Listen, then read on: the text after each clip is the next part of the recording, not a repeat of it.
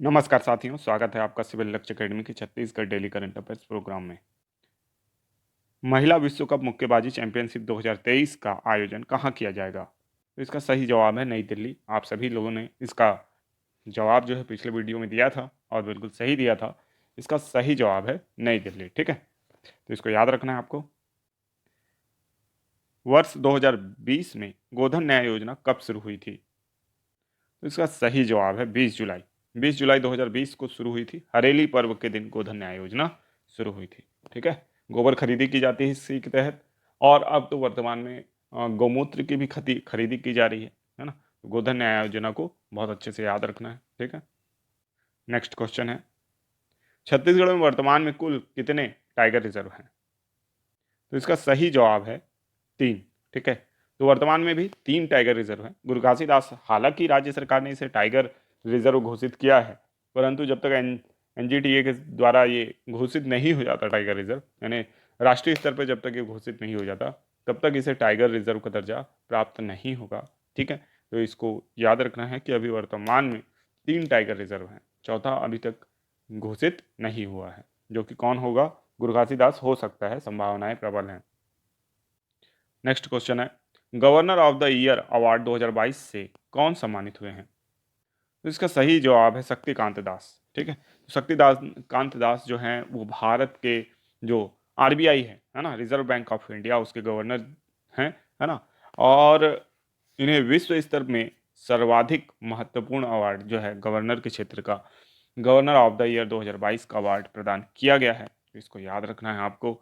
और ये एक बहुत ही कठिन समय में ये अवार्ड इन्होंने जीता है, इसलिए इनका जो महत्व है वो बहुत ज़्यादा बढ़ जाता है। आप देख रहे हैं अभी जो सिलिकॉन वैली बैंक है अमेरिका का, वो डूबने की कगार में है। और भी बहुत सी जो आर्थिक संकट हैं वो विश्व में बने हुए हैं। कोरोना काल से लेके बाकी सारी परिस्थितियां इन्होंने फेस की हैं, और उसके बाद यह अवार्ड ऐसे कठिन समय में जीतना निश्चित तौर पर एक गर्व की बात है भारत के लिए भी। और भारतीय जो वित्तीय सुविधा है उसमें कहीं ना कहीं एक आत्मविश्वास जगाने वाला ये अवार्ड है।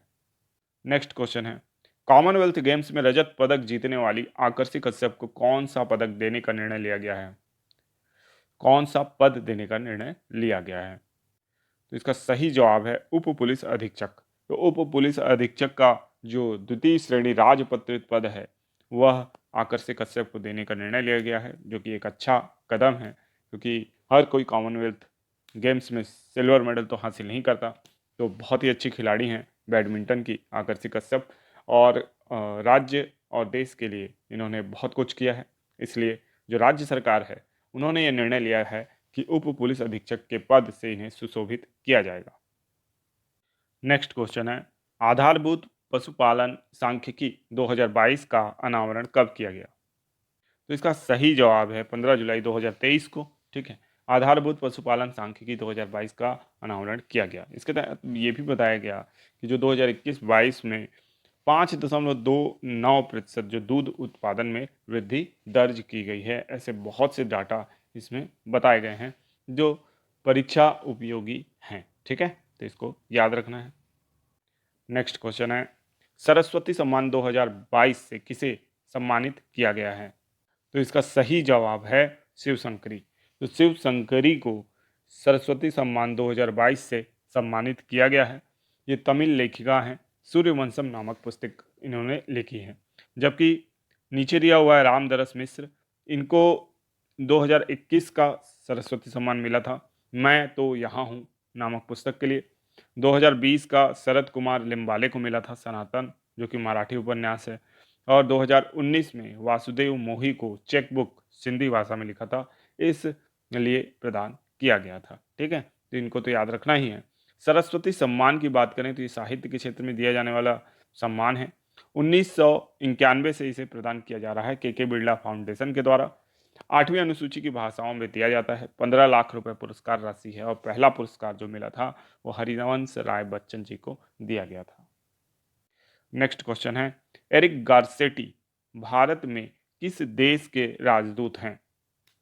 तो इसका सही जवाब है संयुक्त राज्य अमेरिका। ठीक है, तो संयुक्त राज्य अमेरिका ने अंततः एरिक गारसेटी को भारत का नया राजदूत नियुक्त किया है। 2 साल से यह पद खाली था, एक महत्वपूर्ण पद जो कि भरा नहीं गया था यूएसए की ओर से, अब इसे भर दिया गया है और एरिक गारसेटी को भारत में संयुक्त राज्य अमेरिका का नया राजदूत बना दिया गया है। तो इसको बहुत अच्छे तरीके से आप याद रखेंगे, इंपॉर्टेंट क्वेश्चन है।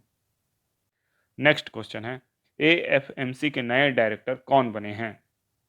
तो इसका सही जवाब है जनरल दलजीत सिंह।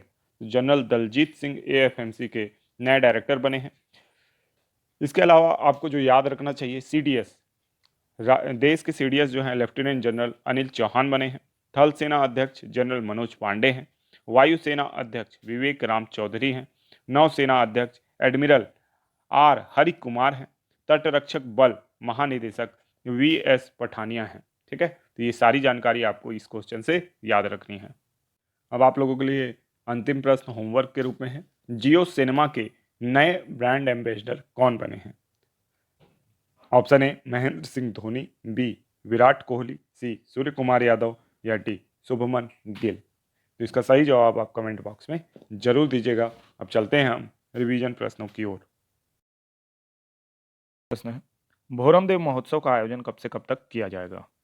तो इसका सही जवाब है 19 से 20 मार्च। ठीक है, तो देखिए अभी राज्य में बहुत से महोत्सव आयोजित किए जा रहे हैं, जैसे कि मैन पाट महोत्सव, अमृत धारा महोत्सव, झुमका महोत्सव, ऐसे अन्य महोत्सव भी आयोजित किए गए हैं। इन सभी की डेट और अगर कोई विशेष त्यौहार पड़ रहा है जैसे महाशिवरात्रि या मकर संक्रांति, तो उसको भी आपको याद रखना है कि ये जो महोत्सव है इस समय आयोजित हुआ था।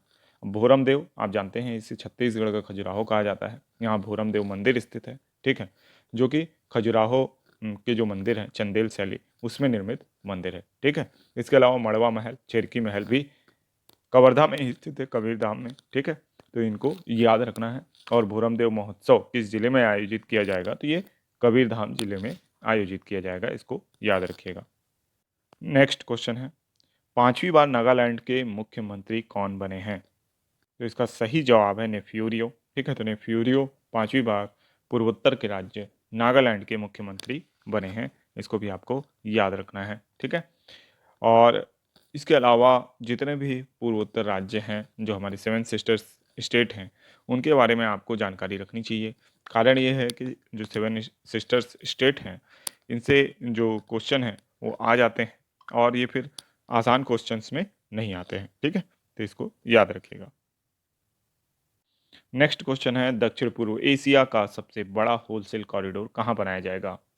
तो इसका सही जवाब है नवा रायपुर में। तो नवा रायपुर में दक्षिण पूर्व एशिया का सबसे बड़ा क्या बनाया जाएगा? Wholesale corridor. तो दक्षिण पूर्व एशिया में शामिल देश जैसे कि भारत हो गया, है ना, सार्क सार्क के जितने देश हैं, है ना, भारत, पाकिस्तान, अफगानिस्तान, नेपाल, भूटान, है ना, बांग्लादेश, श्रीलंका, मालदीव, ये सारे देशों को हम किस में शामिल करते हैं? दक्षिण पूर्व एशिया। ठीक है, और इसमें सबसे बड़ा जो कॉरिडोर है वो क्या कहलाएगा आपका? नवा रायपुर में बनेगा। ठीक है, नेक्स्ट क्वेश्चन है, शासकीय चिकित्सा महाविद्यालय अंबिकापुर का नामकरण किन के नाम पर किया जाएगा? तो इसका सही जवाब है राजमोहिनी देवी। तो शासकीय चिकित्सा महाविद्यालय अंबिकापुर में जो नामकरण है इस शासकीय चिकित्सा महाविद्यालय का वो राजमोहिनी देवी के नाम पर किया जाएगा, इसको याद रखिएगा। नेक्स्ट क्वेश्चन है, ग्रामीण परिवारों का सामाजिक आर्थिक सर्वेक्षण कब से प्रारंभ होगा? तो इसका सही जवाब है 1 अप्रैल से। ग्रामीण परिवारों का सामाजिक आर्थिक सर्वेक्षण 1 अप्रैल 2023 से प्रारंभ होगा। पंचायत एवं ग्रामीण विकास जो विभाग है उसके द्वारा ये किया जाएगा। और इसका कारण है क्यों किया जाएगा इसको, तो प्रभावी योजना निर्माण में सहायता हेतु इसे किया जाएगा। ठीक है, तो इसको याद रखिएगा। नेक्स्ट क्वेश्चन है, छत्तीसगढ़ श्रमिक साक्षरता के मामले में किस स्थान पर है? तो इसका सही जवाब है 3रे स्थान पर है छत्तीसगढ़। ठीक है, श्रमिक साक्षरता के मामले में 3रा स्थान है हमारा। पहला हिमाचल प्रदेश का है 58.1%, दूसरा सिक्किम का 58% और सीजी का है 49.8, लगभग 50%। ठीक है, तो इसको